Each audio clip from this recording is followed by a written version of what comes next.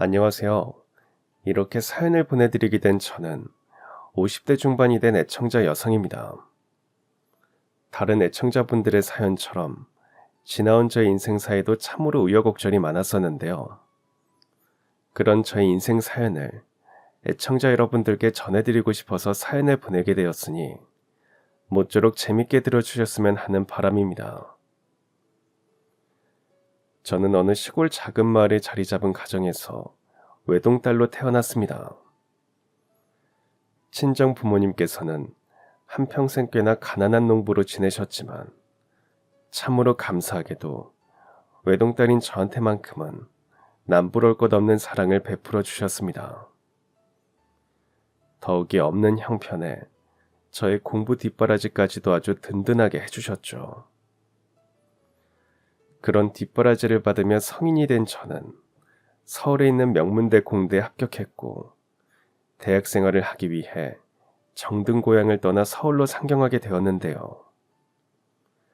저의 서울 명문대 합격 소식은 고향 마을을 한바탕 들뜨게 만들었습니다. 왜냐하면 근래 들어 저희 고향 마을에서 서울로 대학을 가게 된 사람이 제가 유일했었거든요.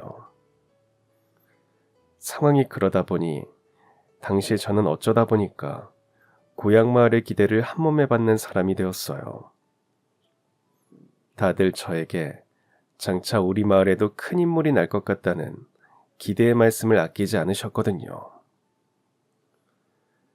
심지어 마을 이웃분들께서는 저를 위한 송별회 겸 마을 잔치를 열어주셨고 마침내 서울로 상경하는 저희 주머니에 용돈도 두둑하게 챙겨주셨습니다. 이웃들끼리 아름아름 모아온 용돈이니까 공부에 필요한 일이 생기면 아끼지 말고 쓰라면서 말이죠. 이처럼 저희 고향 마을은 그 어느 동네보다 마음이 따뜻하며 정도 많은 곳이었기에 저는 정든 고향을 떠나며 눈시울을 붉혔습니다. 그러는 한편으로 이렇게 다짐했죠. 꼭 자수성가해서 부모님과 이웃분들의 자랑거리가 되어드리겠노라고 말이죠. 그렇게 시작된 서울 생활. 그러나 저는 좀처럼 낯선 도시에 잘 적응을 하지 못했습니다. 고향인 시골과 다르게 어찌나 복잡하고 바쁘게 돌아가던지 서울 사람들의 숨가쁜 일상을 쫓아가는 것만으로도 너무너무 힘들고 벅차더라고요. 하물며 그러한 어려움은 빙산의 일각에 불과한 일이었습니다.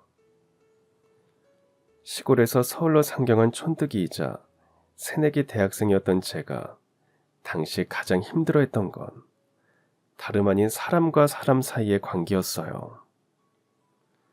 난생 처음 함께 지내게 된 서울 사람들은 고향 시골 마을 이웃분들과는 확연하게 달랐습니다.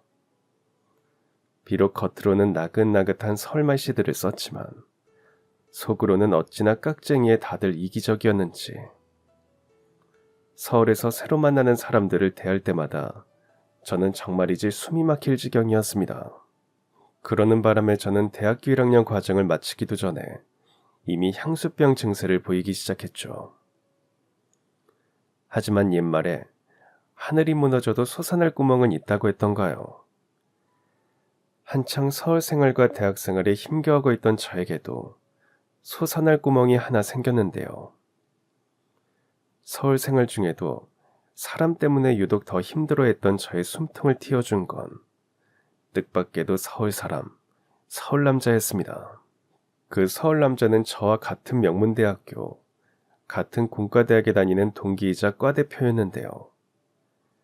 처음에 저는 그 남자가 부잣집 아들일 거라고만 생각했었습니다. 바로 이런 이유 때문이었죠. 다른 동기들 통해서 이야기 들었어. 이번에 1등에서 받게 된 장학금을 2등한테 양보했다면서. 벌써 소문이 거기까지 퍼졌구나. 그닥 대단한 일도 아닌데. 그게 어떻게 대단하지 않은 일이야. 가난한 집 애들 중에서는 그 성적 장학금 하나 못 받게 되어서 일단 학교부터 휴학하고 아르바이트를 해야 하나 고민하는 애들도 꽤 많은데. 그래서 2등한테 내 성적 장학금을 양보한 거야. 걔가 우리 과에서 집안 형편이 제일 어려운 녀석이거든. 아버지께서 돌아가시면서 집안에 빚을 엄청나게 남기셨는데 그 와중에 걔네 어머니까지 암 진단을 받으셨다더라. 그래서 걔한테 조금이라도 도움이 되고 싶어서 양보했을 뿐이야. 적어도 난 내 앞으로 된 빚은 한 푼도 없거든. 네, 맞습니다. 당시 그 남자는 자신의 성적 장학금을 형편이 어려운 학생에게 양보했었고, 그 소식을 들은 저는 그 남자가 집에 여유가 많은 편이어서 장학금을 양보하는 선행을 베풀었던 것이라고 생각했던 것이었어요. 하지만 제 생각이 짧았었더라고요. 선행은 여유롭고 풍족한 사람만 베풀 수 있는 것이 아니었습니다. 제가 그 사실을 깨닫게 된 계기는 적어도 나는 내 앞으로 된 빚은 한 푼도 없다는 그 남자의 말 덕분이었어요. 그 말을 아무리 생각해봐도 집안 형편이 아주 여유롭다거나 또는 부잣집 아들인 사람의 입에서 나올 이야기는 아닌 것 같았거든요. 가난을 겪어본 사람의 입에서만 나올 수 있는 말이었죠. 그래서 저는 그 남자의 일상을 눈여겨보기 시작했습니다. 그러다 우연히 아주 뜻밖의 사실을 알게 되었죠. 저는 그 뜻밖의 사실에 대해서 그 남자에게 직접 물어보기로 했어요. 다른 건 아니고 네가 교내 게시판에 교육봉사 동아리 모집 포스터를 붙이고 다니는 걸 봤거든. 그 동아리 혹시 네가 만든 거야? 가난한 소외계층 어린이랑 청소년들한테 도움을 주고 싶어서 만들어봤어. 주말마다 공부방을 열어서 공부도 가르쳐주고 든든한 친구도 되어줄 생각이야. 그것만으로도 그 남자는 이미 참 대단한 사람이었지만 놀라운 일은 거기서 끝이 아니었습니다. 안 그래도 많이 바빠 보이던데 교육봉사 활동까지 다닐 시간이 어디서 나는 거야? 요즘도 매일 아르바이트를 몇 개씩이나 하면서 학교 다니는 것 같던데. 아르바이트 얘기는 또 어떻게 알게 된 거야? 너 나한테 관심이 참 많구나. 그냥 신경 쓰이는 게 있어서 잠깐 지켜봤을 뿐이야. 저번에 너가 나한테 했던 말 있잖아. 적어도 너한테는 네 앞으로 되어 있는 빚은 한 푼도 없다고. 그건 가난이 뭔지 아는 사람들만 할 수 있는 말인데 그 말을 듣기 전까지만 해도 난 네가 부잣집 아들일 거라고만 생각했었어. 오히려 그 반대야. 내 앞으로 된 빚이 없는 건 맞지만 나도 꽤나 가난한 형편이거든. 그렇게 그 남자는 자신의 이야기를 저에게 들려주었고 비로소 저는 그 남자에 대해 자세히 알게 되었습니다. 알고 보니 그 남자는 고아원 출신이더라고요. 학교를 다니면서 아르바이트를 몇 개씩이나 했던 것 또한 스스로 생활비와 학비를 벌어야만 하는 형편이었기 때문이었습니다. 심지어 그런 와중에 그 남자는 자신보다 형편이 훨씬 어려운 학우를 위해 성적 장학금을 기꺼이 양보한 것이었고 가난한 소외계층 어린이들과 청소년들을 위한 교육봉사 활동까지 시작한 것이었죠. 그런 이야기를 알게 된 저는 속으로 크게 감탄하며 이렇게 물어보았습니다. 대체 왜 그렇게까지 주변에 선행을 베풀면서 지내는 거야? 당장 너 혼자 살아가는 것만으로도 충분히 벅차고 힘들 텐데. 이 세상은 혼자 살아가는 게 아니니까 선행을 베푸는 거야. 내 주변 사람들과 세상이 아름답고 행복해질수록 나의 삶 또한 풍요롭고 행복해질 수 있으리라고 믿거든. 더군다나 선행은 형편이 여유로운 사람만 베풀 수 있는 게 아니기도 하고 비록 경제적으로는 어렵더라도 마음이 풍족한 사람은 충분히 선행을 베풀면서 살아갈 수 있어. 그 말을 듣는 순간 저는 짐작했습니다. 아, 내가 이 남자와 깊은 인연을 맺게 되겠구나 하고 말이죠. 제가 그 남자에게 첫사랑을 품게 된 것이었죠. 하물며 그날 저의 짐작은 오래지 않아 현실이 되었어요. 저와 그 남자는 연인 사이가 되었고 그 남자가 수석, 제가 차석으로 대학을 졸업한 이후 결혼해 부부의 인연을 맺게 되었거든요. 저의 결혼 소식은 고향 마을을 다시금 들뜨게 만들었습니다. 예비 신랑이 저희 친정에 결혼 허락을 받으러 가던 그날에 또 한 번 마을 잔치가 열렸거든요. 그날 저는 마을 이웃분들에게 예비 신랑과의 러브 스토리를 자랑했습니다. 선행은 마음이 풍요로운 사람이라면 누구든지 베풀 수 있는 것이라는 신랑의 말이 제 마음을 두근거리게 만들었다는 이야기까지 모두 자랑했죠. 아무튼 저희 부부는 결혼식을 올리자마자 나란히 대학원으로 진학했고, 대학원에 딸려있는 연구실에서 공작기기의 생산 효율을 높이면서도 불량률을 획기적으로 낮출 수 있는 신기술 개발에 몰두했습니다. 비록 신기술 개발은 생각처럼 쉽진 않았지만 남편과 함께하는 모든 과정이 행복하고 즐거웠기에 저는 꿋꿋이 버텨낼 수 있었습니다. 그랬던 덕분이었을까요? 몇 년 뒤 저희 부부는 마침내 신기술의 1차 개발에 성공했습니다. 다만 그때까지만 해도 신기술이 모두 완성된 것은 아니었어요. 신기술이 완성에 이르려면 그 기술을 실제 공장에 적용시켜서 얻은 데이터가 필요했거든요. 이에 저희 부부는 신기술에 대한 논문을 가지고 여기저기 투자를 받으러 돌아다녔습니다. 비록 모두 완성된 기술은 아니었지만 장차 완성될 경우 예상되는 장래가 너무나도 밝았기에 다행스럽게도 적지 않은 투자금이 모였어요. 저희 부부는 그 투자금으로 작고 허름한 공장을 하나 인수했고, 동시에 그 공장에서 오래 근무하시던 부장님을 알게 되었습니다. 부장님은 저희가 인수한 공장의 직원들에 대해 모르는 것이 없는 분이셨어요. 새내기 사업가가 된 저희 부부로서는 부장님의 도움이 꼭 필요했습니다. 그래서 부장님을 이사님으로 모셔서 잘 대우해드렸죠. 그러는 한편으로 저희 부부는 공장에 있는 공작기기에 신기술을 적용시켰고, 기계를 운영하면서 쌓인 데이터와 노하우를 바탕으로 마침내 신기술을 완성시켰죠. 다만 이사님과 함께 신기술을 완성시킨 것이 아니었어요. 이사님께서는 공장 직원들을 관리하는 등 작업 반장 역할을 도맡았을 뿐, 신기술 개발과 관련된 모든 업무는 저와 남편 둘이서만 전담했거든요. 어쨌거나 신기술이 완성되었으니 이제 남은 건 특허를 받는 것뿐이었습니다. 이에 저희 부부는 심혈을 기울여 작성한 서류와 논문을 관련 관공서에 제출했는데요. 전혀 예기치 못한 소식이 전해진 건 저희 부부가 서류를 접수한 지 채 며칠이 지나지 않은 어느 날의 일이었습니다. 외근을 나갔던 저희 남편이 그야말로 사색이 되어서 헐레벌떡 달려오더라고요. 아무래도 우리 특허 출원에 문제가 좀 생긴 것 같아. 소문을 듣자 하니 우리 공장 김 이사님이 당신이랑 나랑 둘이서 개발한 신기술을 자기가 개발했다면서 특허 신청을 이미 해놓았다더라고.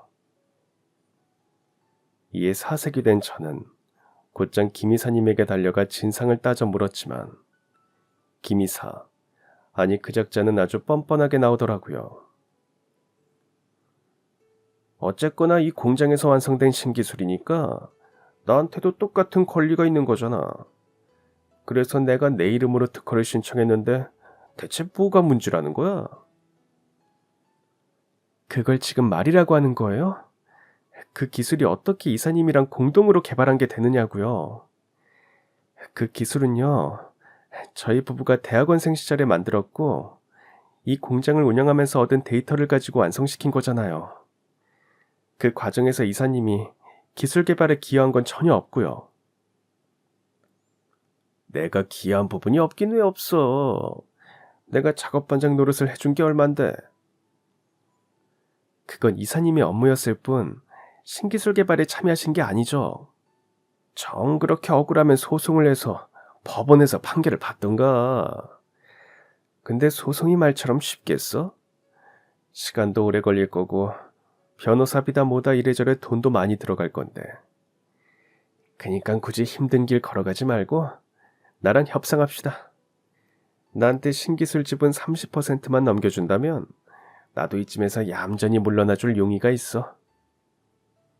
그 작자는 저희를 궁지에 몰아놓고 협상을 해볼 요량으로 저희 부부보다 한 발 앞서서 특허 신청을 해놓은 거였습니다.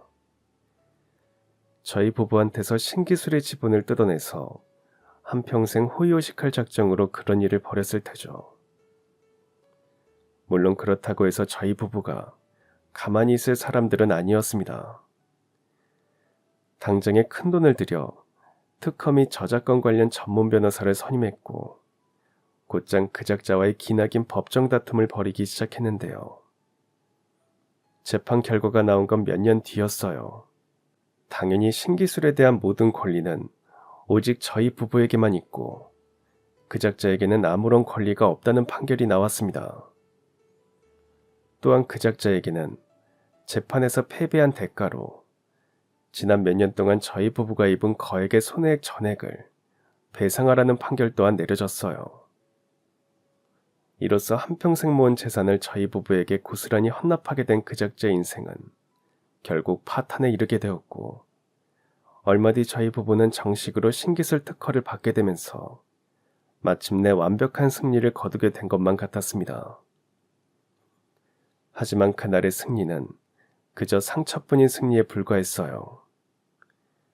그 작자에게 거액의 손해배상금도 받았고 신기술 특허도 정상적으로 받게 되었으니 이제 남은 건 승승장구할 일뿐이었지만 정작 저희 부부는 기나긴 법정 싸움 내내 많이 지치고 무너져 있었습니다.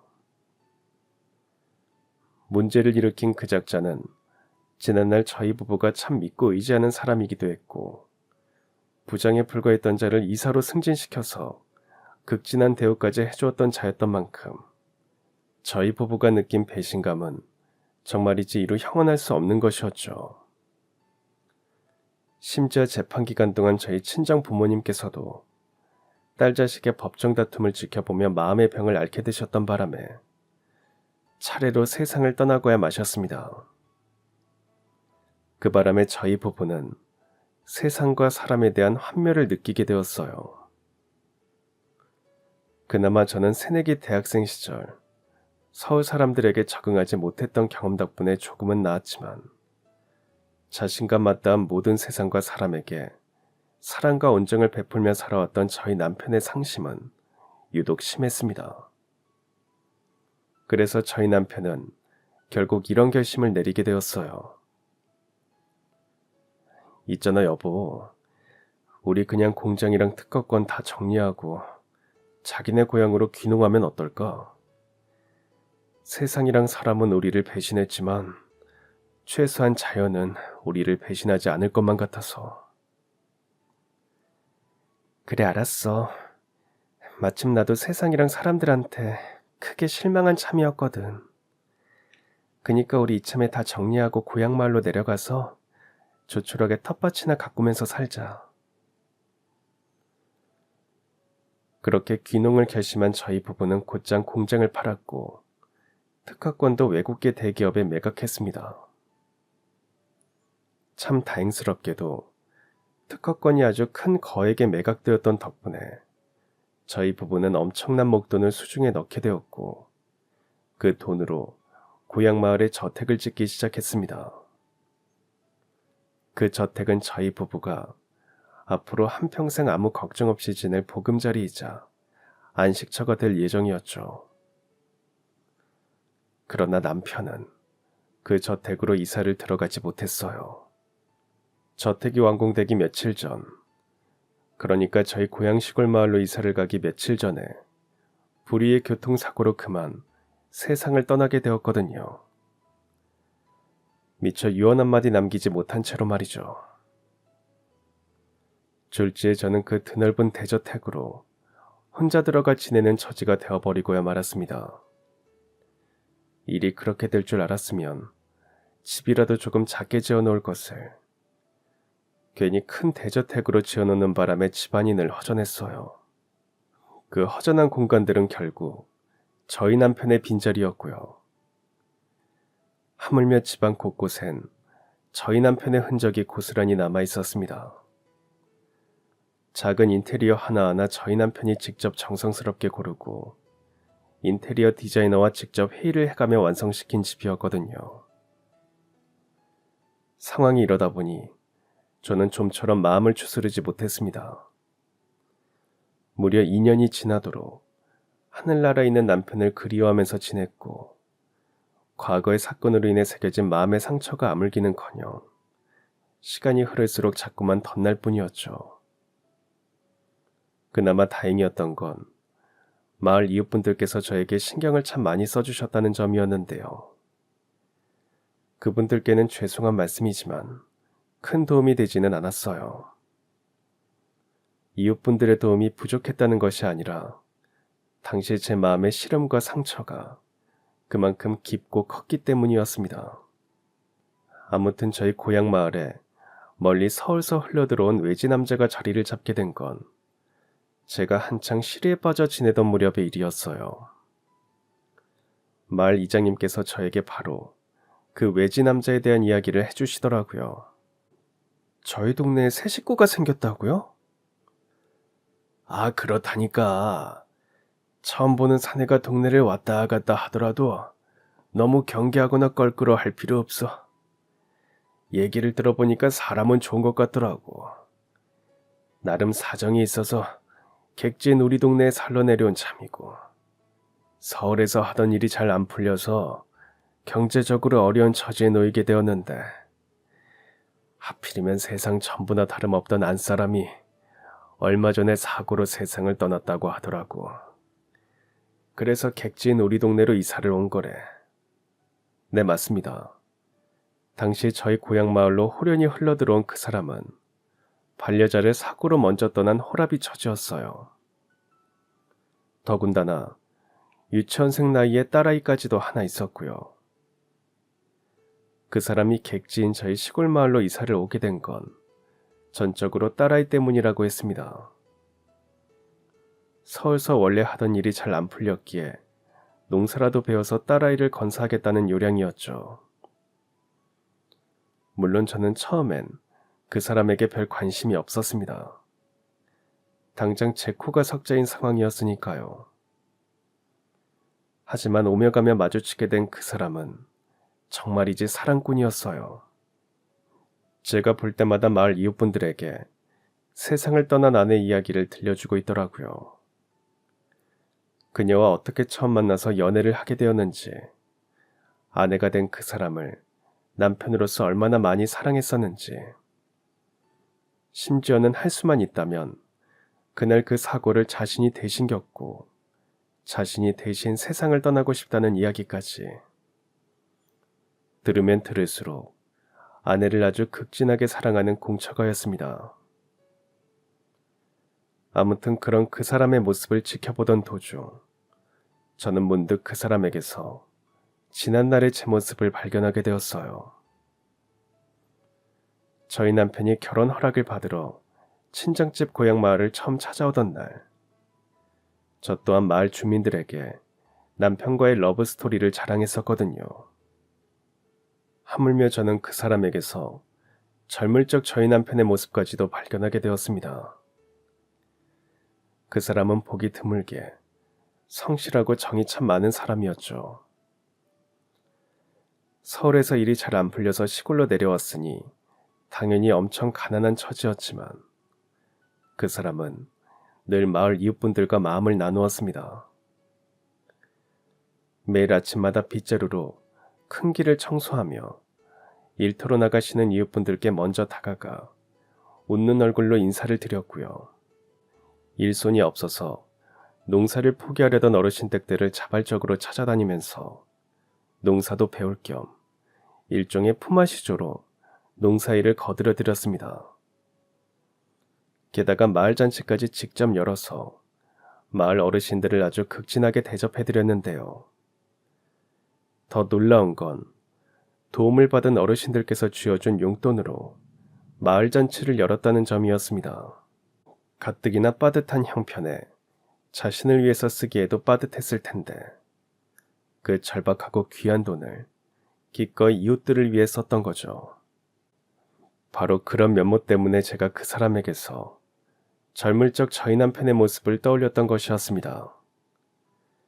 저희 남편도 대학생 시절 자신도 빠듯한 형편임에도 늘 주변에게 선행을 베풀며 사는 사람이었으니까요. 이에 저는 그 사람에게 조심스럽게 다가가서 이렇게 물어보았습니다. 주변 사람들을 챙기면서 사는 거 힘들지 않으세요? 이장님한테 이야기를 듣자 하니 형편도 많이 어려우시다던데. 그런 와중에 다른 사람들까지 챙기는 건 절대 쉬운 일이 아니잖아요. 만약 힘들지 않다면 그 이유를 물어봐도 될까요? 어쨌거나 저도 이제 이 동네 사람이잖아요.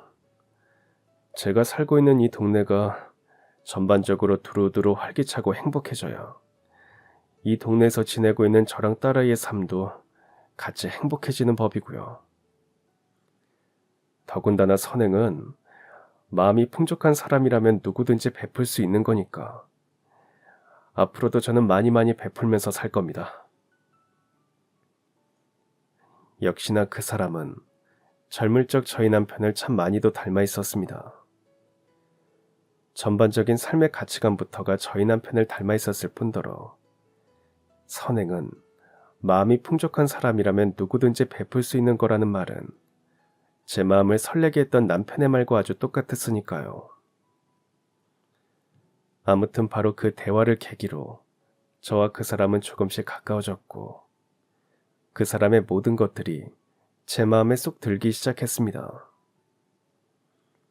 그 사람이 세상을 떠난 전철을 아주 지극히 사랑하는 사랑꾼이라는 점까지도 마음에 들었어요.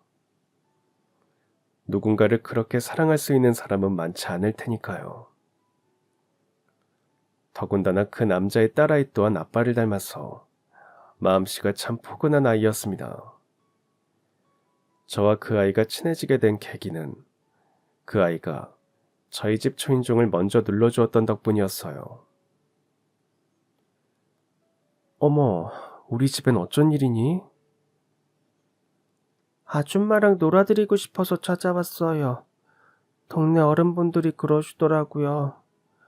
슬아의 자녀라도 하나 있었다면 아줌마가 지금처럼 외롭게 지내지는 않았을 거라고요.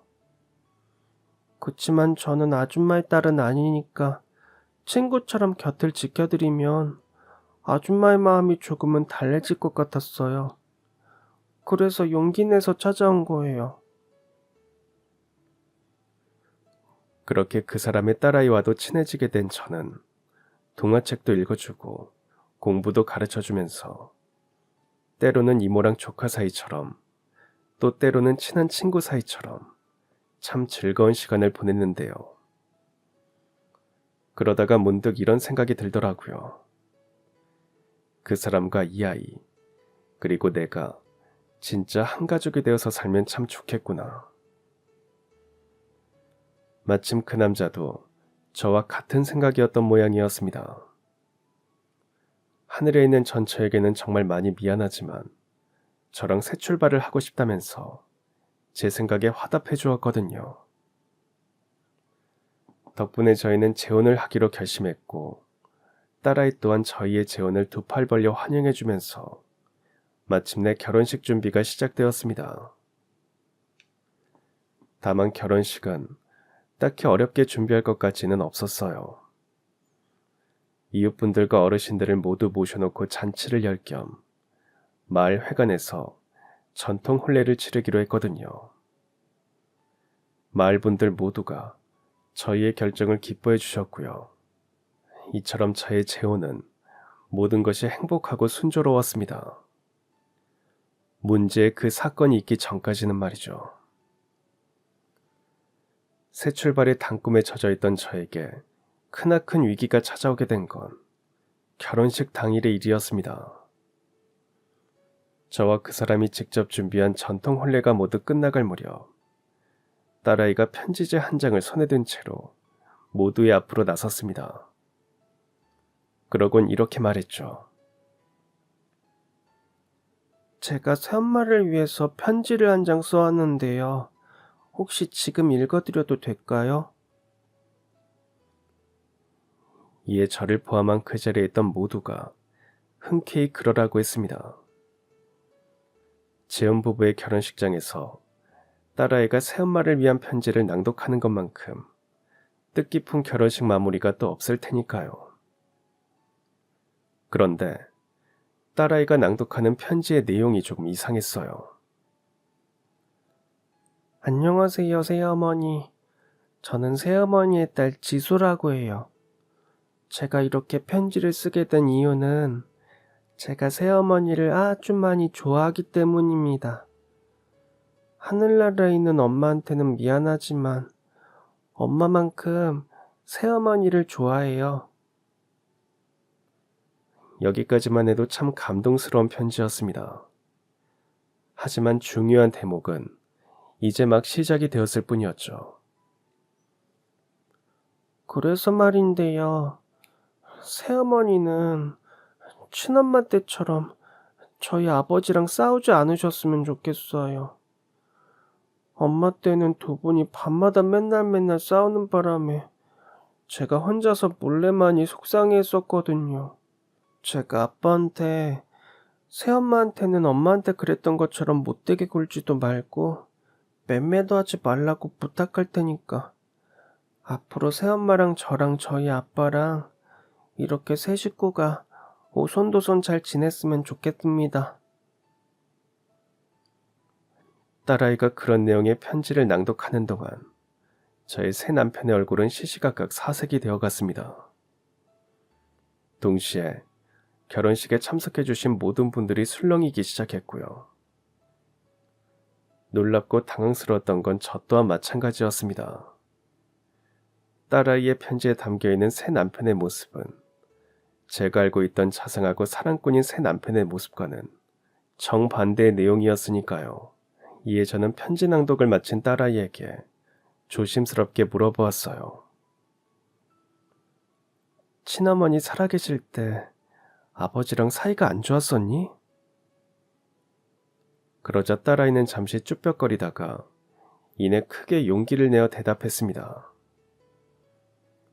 네, 솔직히 엄마랑 아빠는 사이가 별로 좋지 않았었어요.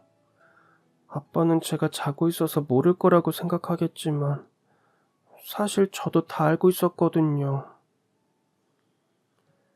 정확히 뭘 알고 있었는지 물어봐도 괜찮겠니? 그날 딸아이는 모두가 듣고 있는 앞에서 자신이 기억하고 있던 일 그대로를 고백했습니다. 한참 잠들어 있던 딸아이가 문 닫힌 안방에서 무언가 집어던지거나 부수는 소리가 들려와가지고 놀래서 잠에서 깨면 곧장 아버지의 욕설과 친어머니의 울음소리가 들려왔다고 하더라고요.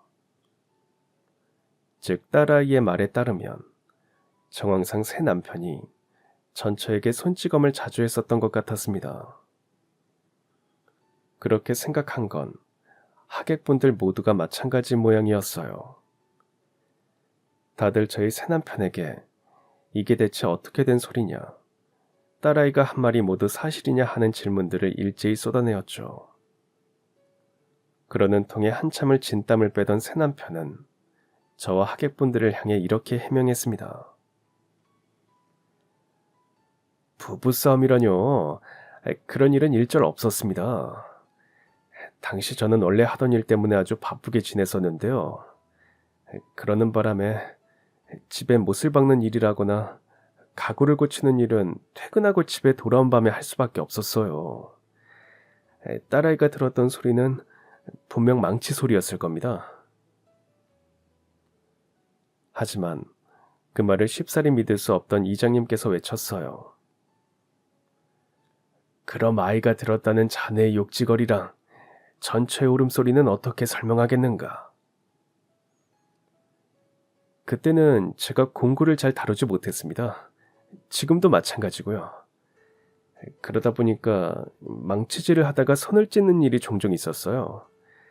그래서 욕설이라기보다는 아파서 외마디 탄식을 터뜨린 겁니다. 아내는 망치에 찍힌 제 손에서 피가 철철 흐르니까 놀라서 울음을 터뜨렸던 거고요. 새 남편의 해명은 일견 그럴싸한 것 같았습니다. 망치질에 서툴러서 손가락을 찌으면 제 아무리 성인군자라도 욕설 비스끄무리한 형태의 외마디 비명이 터져나오는 건 지극히 당연한 이치일 테니까요. 남편의 손에서 흐르는 피를 보며 전처가 놀라서 울음을 터뜨린 것 또한 심성이 연약한 여자라면 충분히 그럴 수도 있는 노릇이었고요. 하지만 저는 그런 새남편의 해명을 좀처럼 신뢰할 수가 없었습니다. 당시 모든 하객분들의 시선은 새남편에게 향해 있었어요. 새남편의 해명을 듣기 위해서였죠. 그러는 한편으로 오직 저 한 사람만이 딸아이를 바라보고 있었는데요. 딸아이가 그런 저를 향해 고개를 젓더라고요. 즉 새남편의 해명이 거짓말이라는 뜻의 신호였죠. 어쨌거나 그날의 결혼식은 새남편이 이래저래 해명을 한 끝에 흐지부지 마침표를 찍기는 찍었습니다. 하지만 전 새남편의 실체를 밝혀내고야 말겠다는 생각이 굴뚝 같았죠. 이를 위해 제가 가장 먼저 한 일은 새남편의 해명을 믿는 척하는 것이었습니다. 그렇게 함으로써 새남편을 안심시키고 방심시킨 저는 곧장 바로 이튿날에 혼인신고를 하자며 읍내 주민센터로 향했는데요. 사실 그날 전 혼인신고를 하기 위해 주민센터로 향했던 것이 아니었어요. 새남편의 주민등록증에 적혀있는 예전 주소지를 알아내기 위해 일부러 혼인신고를 빨리 하자면서 부추겼던 거죠. 새남편은 저희 동네로 이사온 이후로 주민등록증을 재발급받은 이력이 없으니 새남편의 주민등록증 앞면에 적혀있는 주소는 예전에 살던 집 주소일 테고 제가 그 주소지를 찾아가서 이웃들을 만나던가 하면 실체를 밝혀낼 수 있을 터였습니다. 그러한 작전을 성공시키기 위해 저는 주민센터 민원실에 근무하는 동창에게 미리 귀뜸을 해주었어요. 혼인신고 서류를 전산에 입력하지 않은 채로 신고 접수 서류만 수기로 발급해달라고 말이죠. 그렇게 하면 정식 혼인신고가 등록되지 않은 채로 새남편의 주민등록증에 있는 주소지를 알아낼 수 있을 테니까요. 마침 그 동창 또한 결혼식 소동을 직접 목격한 참이었기에 제 부탁을 순순히 들어주었고 이로써 저는 새남편이 이전에 살던 집 주소를 확보할 수 있었습니다. 혹시라도 까먹을까봐 마음속으로 계속 주소를 외우고 또 외웠죠. 이어서 제가 한 일은 바로 이것이었습니다.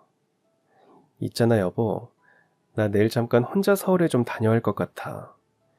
대학 때 전공 교수님이 잠깐 만나서 식사라도 함께 하자고 말씀하시더라고. 그런 일이라면 나랑 같이 가야지. 여보네 지인들한테 나도 인사도 드릴 겸. 나랑 전남편이랑 둘 다 그 교수님 제자였잖아.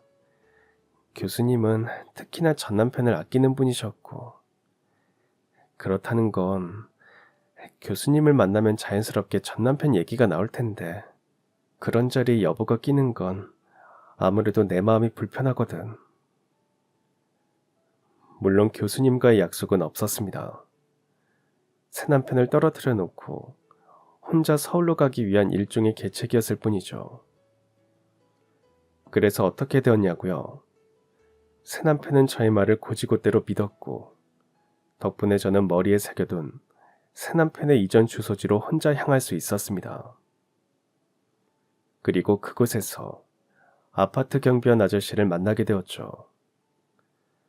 하지만 경비원 아저씨는 저에게 아무 말도 들려줄 수 없는 입장이셨어요. 상황은 잘 알겠지만 전 엄연히 제 3자라서요. 남의 집 일에 대해서 말씀을 드리고 아니고 할 입장이 못 됩니다.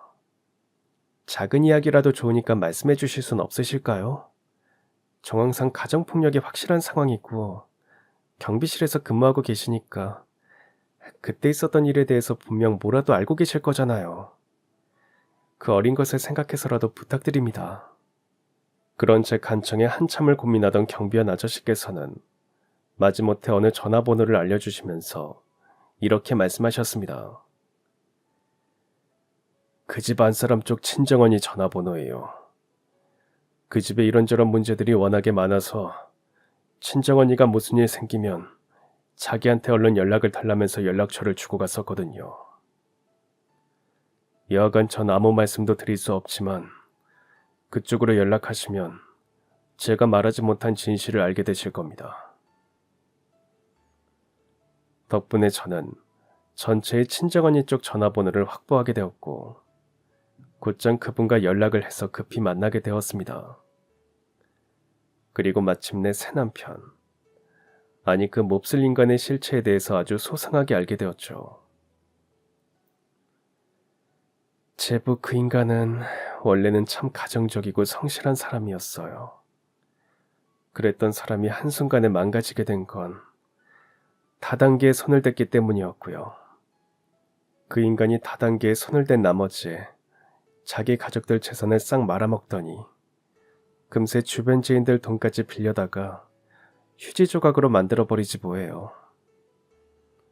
심지어 그러고도 욕심을 못 버린 모양인지 제 동생한테 수시로 주먹질에 손찌검까지 해가면서 들들 볶았다고 하더라고요. 친정에서 돈을 가져오지 않는다고 말이죠. 네, 맞습니다. 결혼식 당일 딸아이의 편지에 담겨있던 충격적인 내용들 모두가 진실이었던 것이었어요. 새남편, 아니 그 몹쓸 인간은 돈 때문에 자기 아내에게 물건을 집어던지고 주먹질에 손찌검까지 스스럼 없이 저지른 추악한 작자였던 것이었습니다. 그래놓고선 저와 마을 이웃분들 앞에서는 세상 떠난 전처를 계속 그리워하는 양 거짓 행세를 했었던 거고요. 하물며 지난날 그 몹쓸 인간이 전처에게 저지른 악행에 대한 증거 또한 현실에 고스란히 남아있었습니다. 전처의 친정 언니분께서 그 모든 증거를 저에게 건네주셨고요. 이건 이혼 소송장인데 실은 그 인간의 폐악질이 너무 심해서 동생이랑 친정 식구들이 암암리에 이혼 소송을 준비하고 있었거든요. 지금 건네드린 서류가 그때 준비했던 이혼 소송 서류랑 증거 자료들이에요.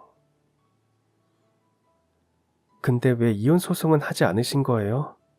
증거가 이렇게도 많으시면서. 이혼 소송을 접수하기 전에 동생이 사고로 세상을 떠났거든요. 동생의 생명보험금으로 그 인간이 다단계로 진 빚의 일부를 청산했고 그러고도 빚이 적지 않게 남아있는 것 같더라고요. 아마 그래서 시골로 갑자기 이사를 떠났던 걸 거예요. 빚쟁이들을 피해서 야반도주를 한 셈이라고나 할까요. 아무튼 그 증거 서류 안에 모든 진실이 담겨 있으니 모쪼록 그 인간에게 본때를 제대로 보여주세요. 하늘에 있는 동생의 언니로서 부탁합니다. 그렇게 전해들은 증거들은 끔찍한 사실들을 담고 있었습니다. 그 인간이 전처의 얼굴만 빼놓고 나머지는 손찌검을 하지 않은 곳들이 없더라고요. 증거 사진 속 전처의 몸에는 멍과 상처투성이었습니다. 그나마 얼굴을 손에 대지 않은 건 가정폭력을 숨기고자 하는 목적이었음이 뻔했고요. 심지어 그 증거자료 속에는 아주 참담한 CCTV 영상 또한 포함이 되어 있었습니다. CCTV 영상 속 전처는 다리를 얻어맞아서 다쳤는지 절뚝거리며 마치 도망치듯 엘리베이터에 올라서서는 필사적으로 문 닫힌 버튼을 누르고 있었는데요. 그런 와중에 그 몹쓸 인간이 엘리베이터까지 득달같이 쫓아와서는 전처에게 무자비한 손찌검을 퍼부었죠. 그런 영상을 보며 저는 그야말로 혈압이 솟구치는 심정이었고 같은 여자로서 그 몹쓸 인간에게 본때를 아주 제대로 보여주고 싶어졌습니다. 이에 저는 아주 단단히 펴른 채로 고향 마을로 돌아왔는데요. 마침 이장님께서 마을 어귀에서 서성이며 저를 기다리고 계셨습니다. 이장님께서도 결혼식 당일에 있었던 그 몹쓸 인간의 해명을 믿지 못하셨던 모양이었죠. 결혼식 날 있었던 얘기가 하도 해괴해가지고 기억을 곰곰이 돌이켜봤더니 아무래도 그 인간이 너를 아주 작정하고 꼬셔낸 모양이더구나. 그 인간이 우리 동네로 이사를 오던 날부터 한 번씩 너에 대해서 물어보더라고. 저 여자분은 어떤 사람이길래 시골에 저렇게 큰 대저택을 짓고 사느냐고 말이야. 그래서 난 신나서 네 자랑을 해버렸지 뭐니. 그 저택에 사는 여인이 어릴 적부터 우리 동네 최고의 기대주였다는 이야기부터 시작해서 너와 전 남편의 사랑 이야기까지 전부 다 떠들어 버렸어. 네가 돈을 어떻게 벌었는지 설명하려면 전 남편 이야기를 하지 않을 수가 없었거든. 그럼 그 인간이 그때 이장님께서 해주셨던 제 이야기를 기억해 두었다가 그걸 이용해서 저를 꼬셨다는 거네요? 내가 봤을 땐 분명 그런 것 같아. 서울에서 일이 잘 안 풀려서 내려왔다더니 결국엔 돈 때문에 그런 욕심을 품었던 게지. 돈 많은 과부의 옆자리를 차지해서 한평생 호의호식하려고. 물론 저도 같은 생각이었습니다. 그 몹쓸 인간의 실체를 이미 모두 파악하고 있었으니까요. 그 몹쓸 인간이라면 돈 때문에 저의 재혼을 추진하고도 남을 작자였으니까요. 아무튼 그날 저는 서울에서 알게 된 그 몹쓸 인간의 실체에 대해 이장님께 모두 말씀드렸습니다. 그러고는 곧장 이장님에게 부탁드렸습니다. 푸닥거리를 한바탕 제대로 할 예정이니 부녀 회원님들 통해서 집에 있는 저희 딸을 다른 곳으로 피신시켜달라고 말이죠. 부녀 회원님들께서는 제 부탁대로 움직여 주셨습니다. 그 몹쓸 인간과 딸이 함께 있는 저희 집으로 찾아가서 읍내 야시장 구경을 가자며 저희 딸을 데리고 나와 주셨거든요. 저는 부녀 회원님들께서 딸아이와 함께 읍내에 도착했다는 연락을 받고 나서야 마을 회관의 방송용 마이크 앞에 앉았습니다. 그러고는 마을 전역에 들리는 방송용 마이크에다 대고 그 몹쓸 인간의 실체에 대해서 낱낱이 폭로하기 시작했습니다. 얼굴이 벌겋게 달아오른 그 몹쓸 인간이 씩씩대며 마을 회관으로 들이닥친 건 저의 방송이 막 끝나던 무렵의 일이었죠. 당신 지금 뭐 하는 거야? 어쩌자고 마을 방송에다 대고 남편이 나를 이런 식으로 모함을 하느냐고. 그러는 그쪽이야말로 누가 내 남편이라는 건데? 너 진짜 서울에서 뭘 잘못 먹고 돌아왔냐? 내가 당신 남편이잖아. 혼인신고까지 올린 정식 남편. 아, 그 혼인신고? 그거 전산에 등록 안 됐어. 내가 주민센터 민원실에 근무하는 동창한테 혼인신고 접수증만 수기로 발급해주고 실제로 혼인신고는 올리지 말아달라고 부탁했으니까. 뭐라고? 그렇게까지 해서 날 속여먹은 이유가 대체 뭐야? 무슨 목적으로 이런 해괴망측한 짓거리들을 벌이냐고? 이유는 딱 하나뿐이야. 네 놈이 얼마나 추악한 작자인지를 명명백백히 밝혀내기 위한 작전의 일환이었거든. 당신 설마 결혼식 때 우리 딸이 낭독한 편지 때문에 그래? 그건 내가 이미 다 해명했잖아. 해명은 내가 믿어야 이루어지는 거지. 근데 난 처음부터 그쪽이 떠드는 말 따위는 믿지 않았고, 심지어 내가 오늘 서울까지 가서 어떤 진실을 알게 되었는 줄 알아? 바로 이거야. 그렇게 외친 저는 서울에서 가져온 모든 증거들을 그 몹쓸 인간의 면전을 향해 집어 던졌고, 그 증거들을 마주한 몹쓸 인간은 그야말로 사색이 되어서 주랭랑을 치려고 했죠. 하지만 그 몹쓸 인간은 그곳을 쉽게 벗어날 수 없었습니다. 저의 방송을 듣고 몰려든 마을 남자 주민들이 우르르 달려들어서 거의 멍석말이를 하다시피 그 몹쓸 인간을 잘근잘근 짓밟아 버렸으니까요. 그날 저는 멍석말이를 당하는 그 몹쓸 인간에게 마지막 말을 날렸습니다. 손찌검 당하는 기분이 어때? 무섭고 두렵고 아프지? 지난날 니놈한테 당하고 살았던 전체의 기분도 마찬가지였을 거야. 어디 그것뿐이겠어. 니놈한테 기만당한 내 분노는 그까짓 멍석마리 정도로는 언발에 오줌 누는 만큼도 안 된다고. 미안해, 내가 잘못했어. 다 용서하고 사과할 테니까 제발 목숨만은 살려주라. 아니, 용서할 생각 같은 건 추워도 없어. 오늘 아주 날 잡았으니까 정의의 쓴맛을 한번 제대로 봐라. 이 짐승만도 못한 놈아. 그렇게 그 몹쓸 인간은 한참을 멍석마리를 당하고 나서야 사지를 벌벌 떨고 다리를 절룩거리는 초라한 모습으로 도망을 쳤습니다. 다만 저는 끝까지 쫓아가서 끝장을 보겠다는 이웃분들을 극구 말렸어요. 어차피 그 몹쓸 인간의 인생은 이미 파탄이 나버렸고 앞으로 남은 삶이라고는 시궁창 오물구덩이뿐일 테니까요. 여하간 이로써 저는 그 몹쓸 인간에게 정의의 쓴맛을 제대로 선사해 주었고 주민센터 민원실에 근무하는 동창 덕분에 전산에 혼인신고가 등록되지도 않았으니 호적도 더럽히지 않은 채로 그 몹쓸 인간과의 모든 인연을 깔끔하고 통쾌하게 끊어낼 수 있었습니다. 물론 그 몹쓸 인간이 저와 저희 마을 주변을 또다시 얼씬거리는 일은 벌어지지 않았습니다. 그 몹쓸 인간이 다시 나타난다고 해봤자 이전보다 훨씬 매서운 멍석마리가 그 몹쓸 인간을 기다리고 있을 뿐이었겠지만요. 다만 사건 직후 당시 저는 한 가지 걱정거리가 있었습니다. 그 몹쓸 인간이 두고 도망친 딸아이의 거치 문제였죠. 제가 데리고 살자니 딸아이와 저는 혈연관계가 아니었고 양육권은 여전히 친부인 그 몹쓸 인간에게 있었거든요. 그러나 그 문제 또한 오래지 않아 깔끔하게 해결이 되었습니다.